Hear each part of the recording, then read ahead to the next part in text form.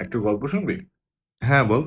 একজন লোক টানা 10 বছর ট্রয়ের যুদ্ধ করার পর আরো 10 বছর লাগিয়ে দেয় তার দেশে ফিরে যেতে।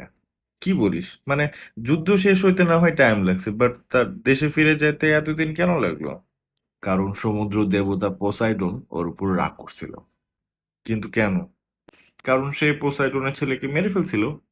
কিন্তু কেন? আরে, এত কিছু বললে তো স্পয়লার হয়ে যাবে। পরে মানুষজন গাইলাবে না? কিসের স্পয়লার?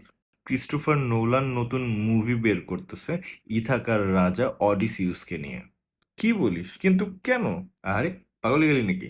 আচ্ছা, যাই হোক। শোনা যাচ্ছে এই সিনেমায় একিলিসের ক্যারেক্টার প্লে করবে এলিয়ট পেজ। তো করুক, তাতে কি সমস্যা?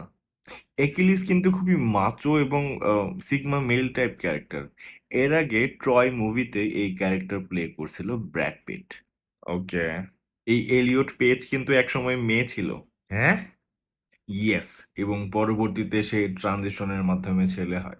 কিন্তু সবচেয়ে ইন্টারেস্টিং পার্ট হচ্ছে এইটা যে সে মেয়ে থাকা অবস্থায় নোলানের সাথে ইনসেপশন নামে খুবই বিখ্যাত একটা সিনেমা করেছিল, যেখানে সে one of the female lead role play করেছিল।